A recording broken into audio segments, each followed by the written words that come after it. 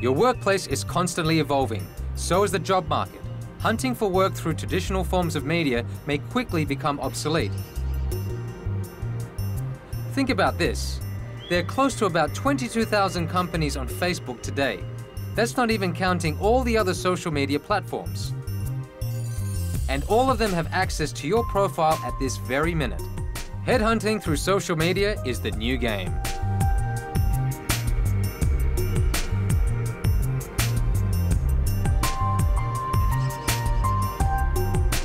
Thanks so much for meeting me on such short notice, Matt.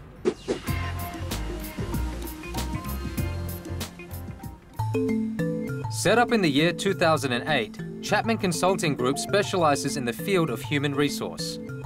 They match employees to employers.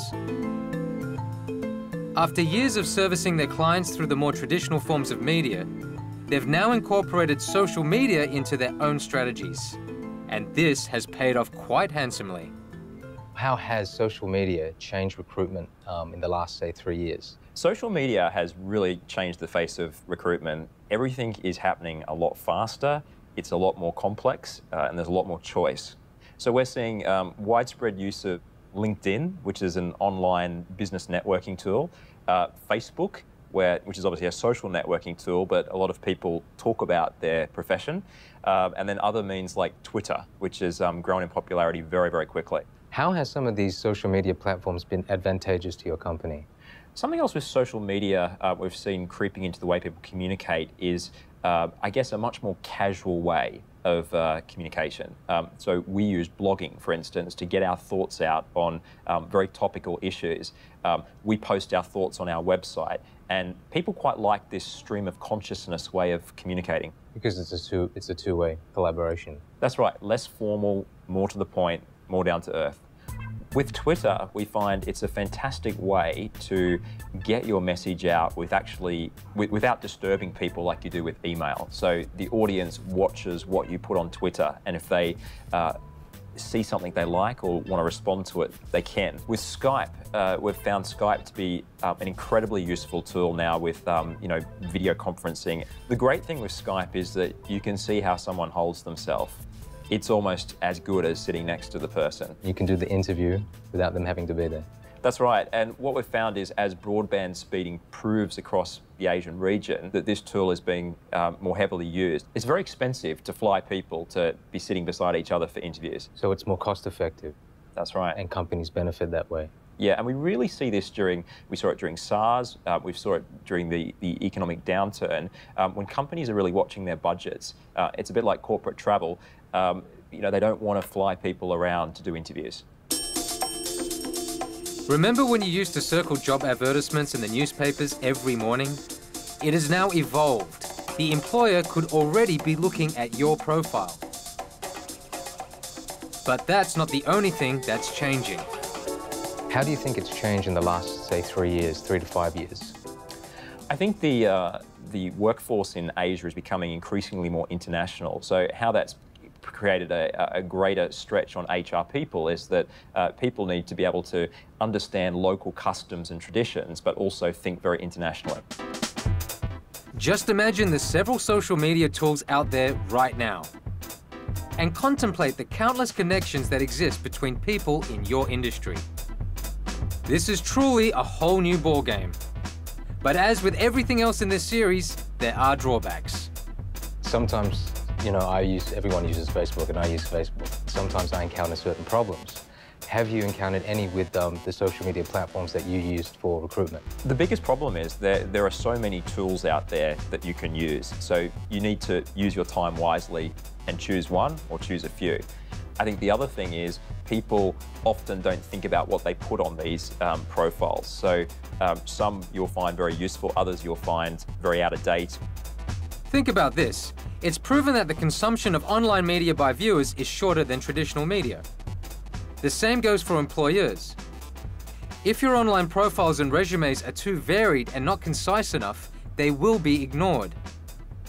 This does not, however, stop the market from evolving. So how do you see HR evolving with technology? In the past, people were either looking for jobs or they were inactive job seekers. Now with online profiles, on, for instance, LinkedIn, everyone is kind of looking for a job. So their details are sitting out there. You can tap them when you want to.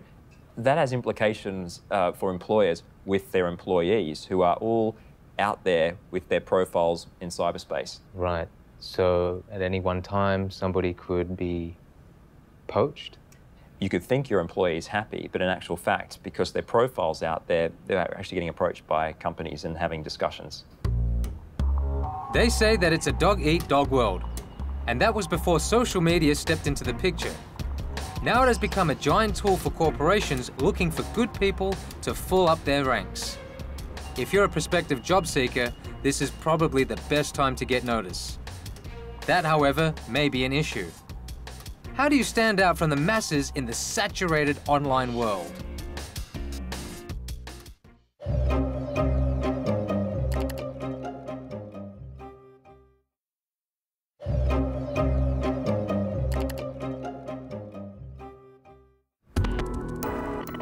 Let's say that you're hunting for a new job.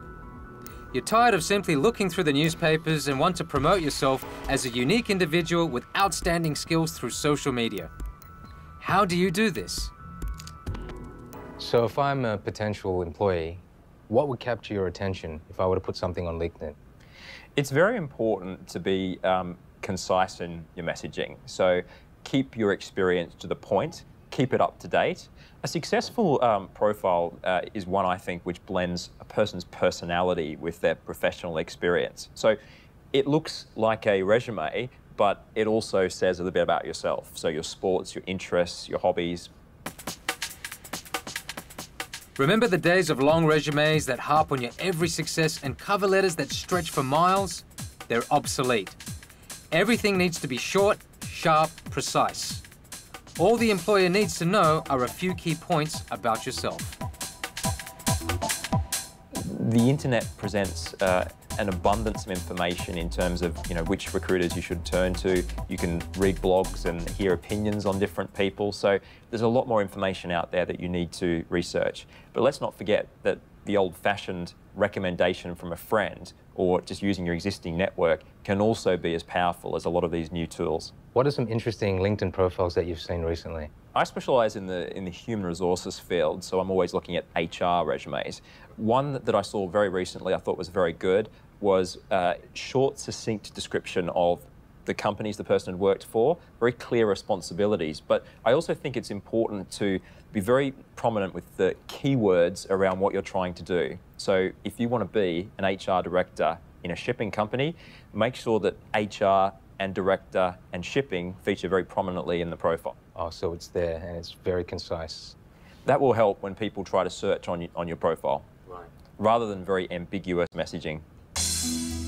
Social media has truly made human resource more efficient than ever before.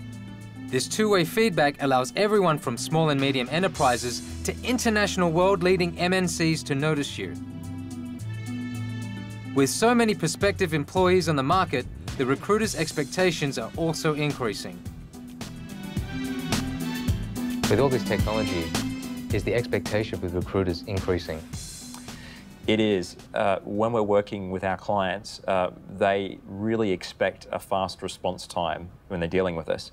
But I think the other thing is companies have been building their own in-house recruiting functions who can use all these online tools. When they give a job to a recruiter or a search company, how that's playing out in my business is that we've had to be very, very proactive in the way we build our network so that we have every possible person for every possible scenario in our network, which allows us to be very precise when we're responding to a recruitment issue.